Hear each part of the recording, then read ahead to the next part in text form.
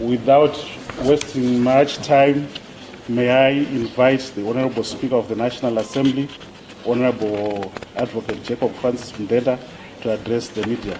Honorable Speaker, sir.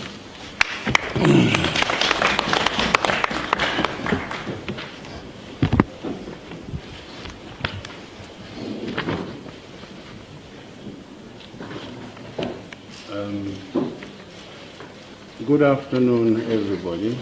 Good afternoon. And special greetings to the media fraternity.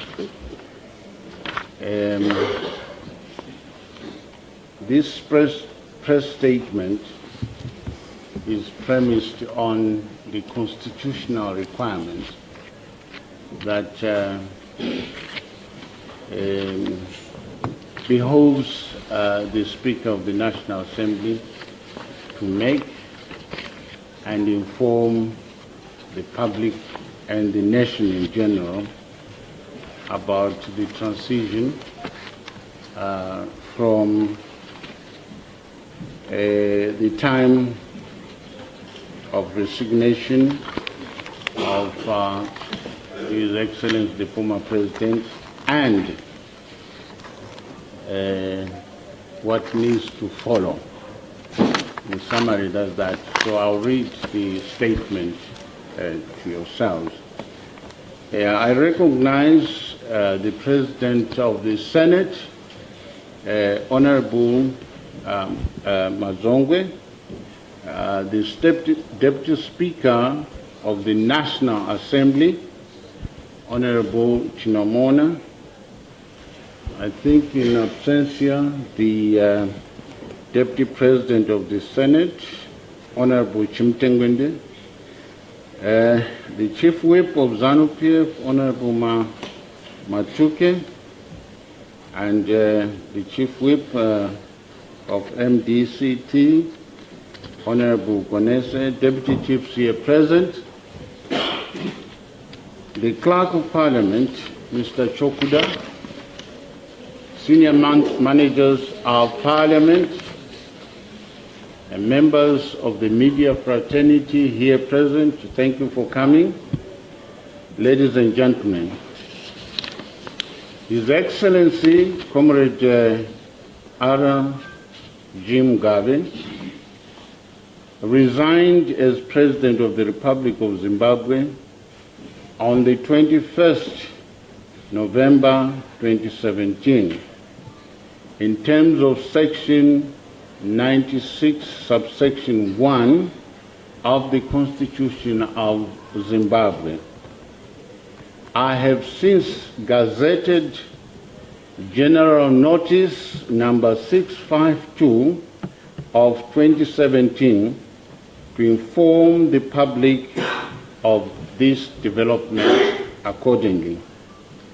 That gazette is on our parliamentary website. Furthermore, I have received a letter from the Zimbabwe African National Patriotic Front Party, ZANU-PF, in terms of paragraph 14, subsection 4B, as read with paragraph 5 of part 4 of the 6th schedule to the Constitution of Zimbabwe, which provides as follows. I quote, notwithstanding section 101, but subject to subparagraphs 5 and 6, if the person elected president in any election referred to in subparagraph 1 dies, resigns, or is removed from office, the vacancy in the office of the president must be filled by a nominee of the political party which the president represented when he or she stood for election. A political party which is entitled to nominate a person in terms of subparagraph 4b must notify the Speaker of the nominee's name within 90 days after the vacancy occurred in the office of the President. And thereupon, the nominee assumes office as President after taking the oath of President in terms of Section 94, which oath the nominee must take within 48 hours after the Speaker was notified of his or her name, unquote.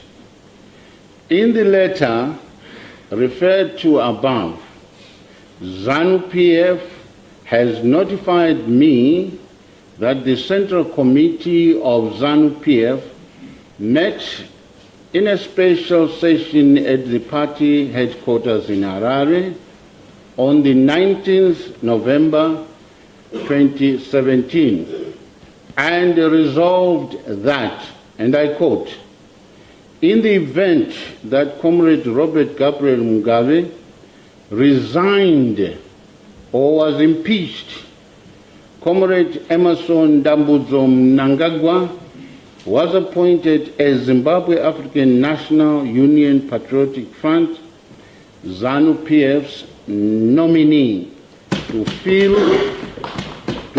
the vacancy in the office of the President of the Republic of Zimbabwe in terms of Part 4 of the 6th schedule of the Constitution of Zimbabwe, Amendment number 20, paragraph 14, subsection 4b, as read with paragraph 5, unquote.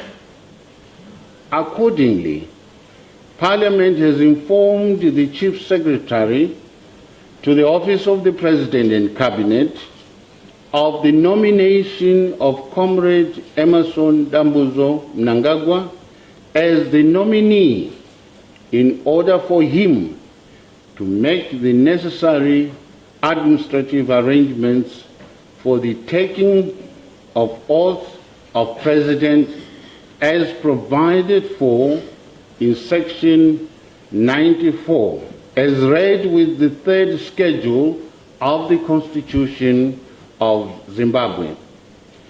The Chief Secretary to the Office of the President and Cabinet, Dr. Swanda, is making the necessary arrangements for the swearing in of the incoming President, Comrade E.D. Mnangagwa. I am advised that the swearing in ceremony is planned for Friday, 24 November 2017. Details will be provided later by the relevant authority. That ends my press statement. Thank you.